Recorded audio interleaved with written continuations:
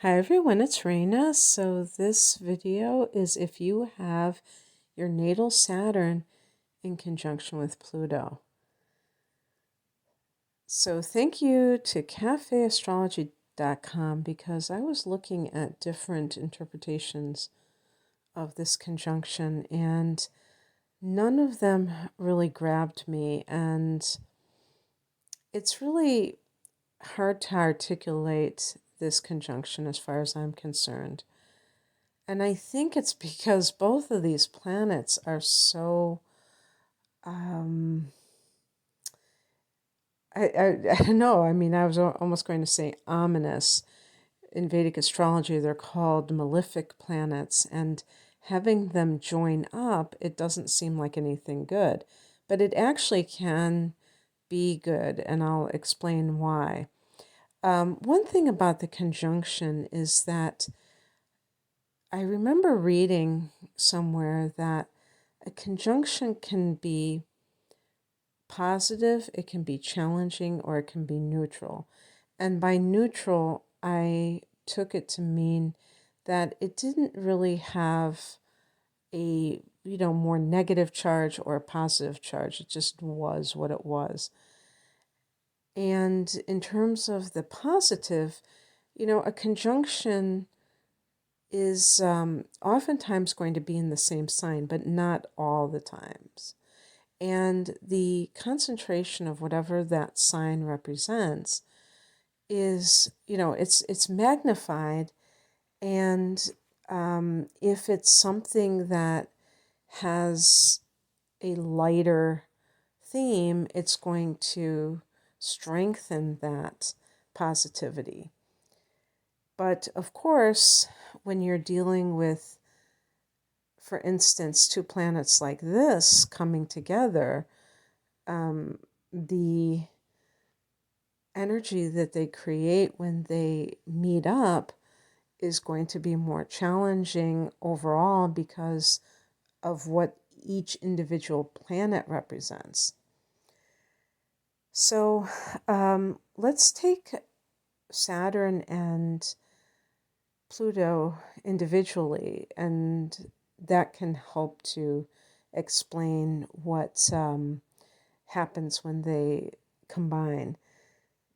Saturn can be discipline, it can be ambition, it can be organization, and it can be also paring down, um, economy, and restriction. In some cases, pessimism. Also, Saturn represents authority figures. Pluto is Lord of the underworld, so there's always that vibe from Pluto of what lies beneath the surface. Pluto can ferret out secrets, can be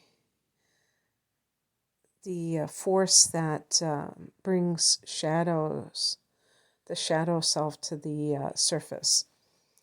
And there's a transformative power with Pluto. So when these two planets are in conjunction, you may have whether this is conscious or not, but this idea or this goal of changing yourself. And this might be a theme in your life, but you're not trying to do it overnight because Saturn is about the long haul. So it's like taking on a project of transformation of yourself, but over a long period of time. An example would be, let's say if somebody wants to lose weight, and you have some people that are always attracted to lose 50 pounds in a month or something like that. And no, you would be the kind of person that says, I'm going to totally transform my life. And you probably wouldn't stick to just transforming, to losing weight. You would probably say, I have to change my total lifestyle. Or if you wanted to quit drinking or quit smoking pot or something like that, where you change so many different things about yourself. You may even move. You may, change the people that you hang around. But it's like you feel like when you transform yourself, it's like a total overhaul, and it takes a long time. And it's just there's an element of control in this. There's a gradual change rather than an overnight thing. You may be quite passionate, but you also may be secretive about your passions. And so these can run the gamut. It's like still waters run deep. You may have a lot of things that you want to pursue, but you don't necessarily share them with other people. And sometimes I was reading on another site that they were talking about having paranoia, because there might be that kind of Machiavellian thing going on where you feel like you have to hold your cards close to your vest. And of course, when people are operating like that, it's kind of, it wouldn't surprise me if you create the very thing that you fear. Because Saturn can have fears. And with Pluto, there's this issue of control. Is somebody going to control me, or do I get to control myself? Because one of the things that they put here on Cafe Astrology is problems with authority.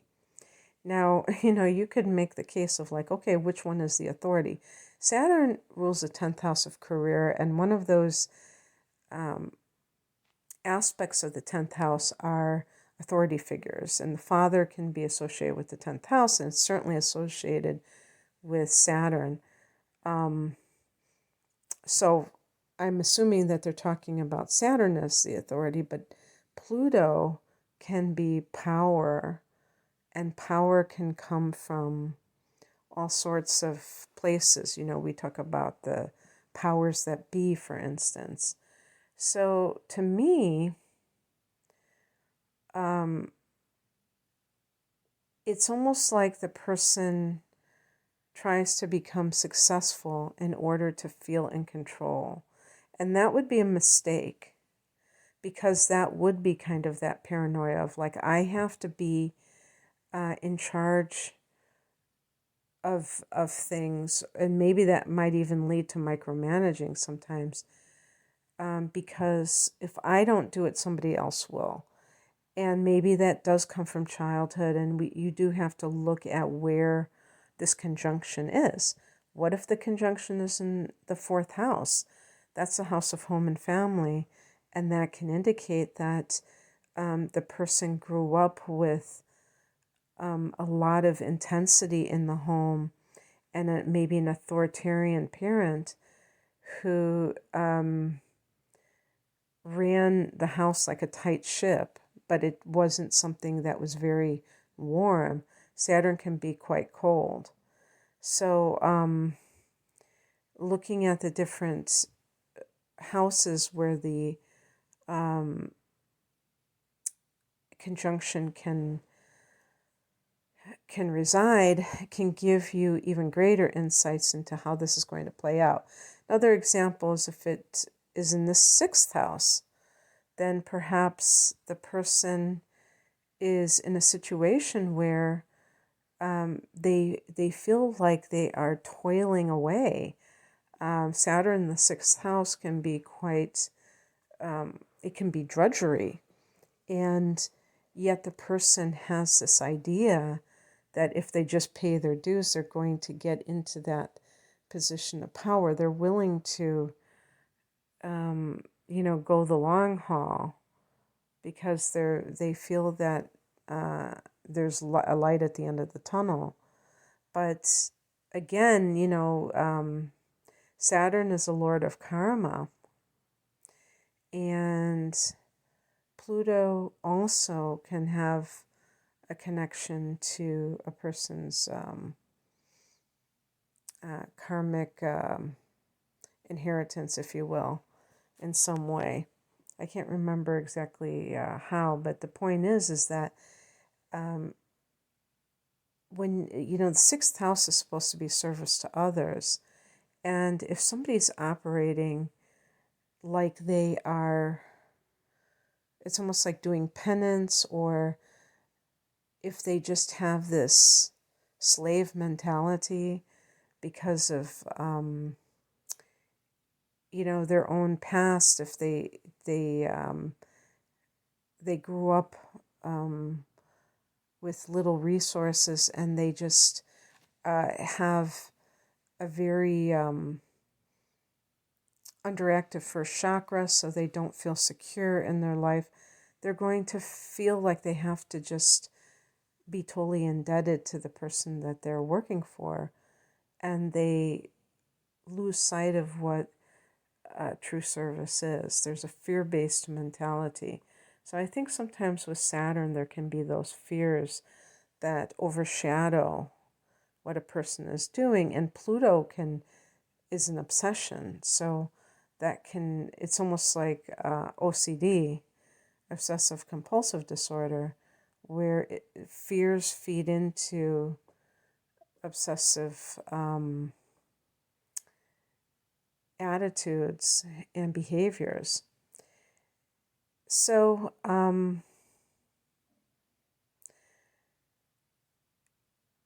one of the things that you may, in some cases, they mention here on Cafe Astrology that you seek a deeper truth. And I think one of the things that they mean by that is that Pluto is about transformation, and the ultimate transformation is death. Pluto rules the 8th house, and along with Mars, and that's Scorpio's domain, and it can be about the mysteries of the universe.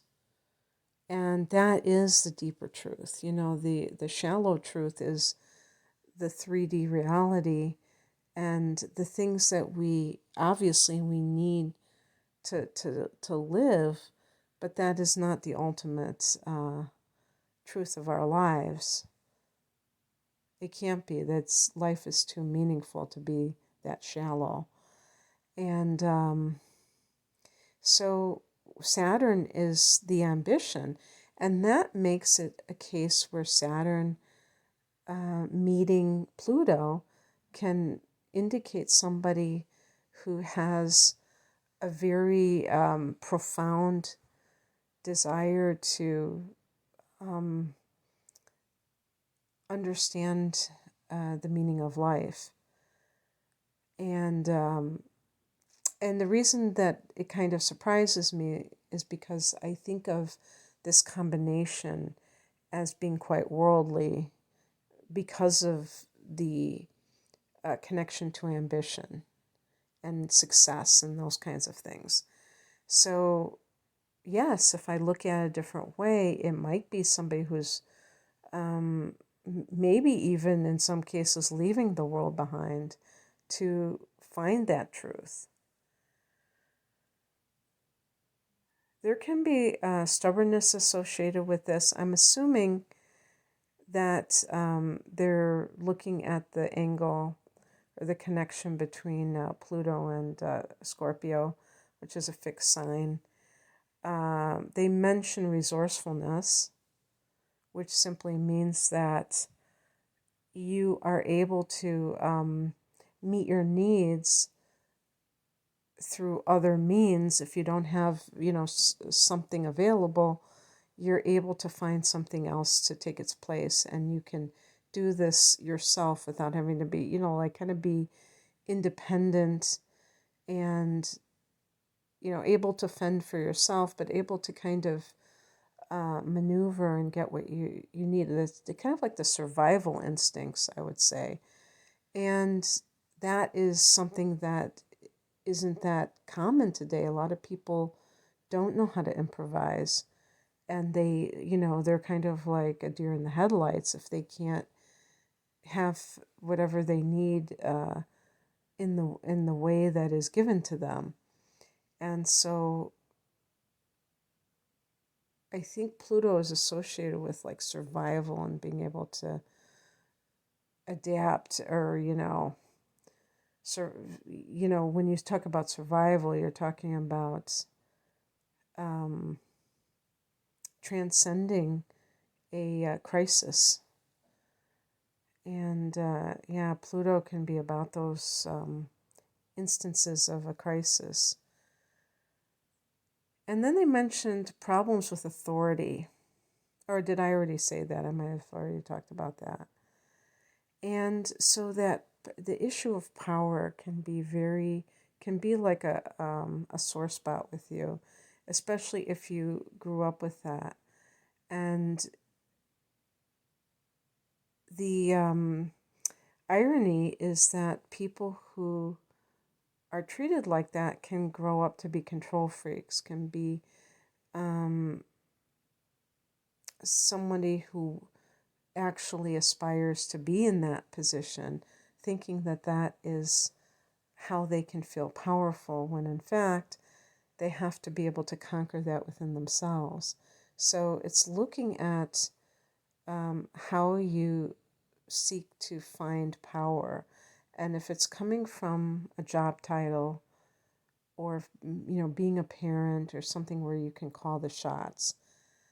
I notice a lot of these people that are coaches, for little league teams or something, they can have those kind of power issues too.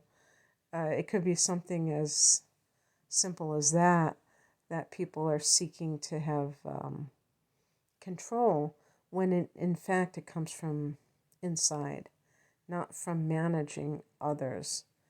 So if you can, really, I think the key here is that transformation, and really having a disciplined approach to self-improvement, that is your best route with this conjunction, the most productive thing that you can do. So that's what I have for you. I hope that this resonated. If you would like a private reading, the link is below. I'm at RainaMoonAstrology.com. Thanks for listening. Take care.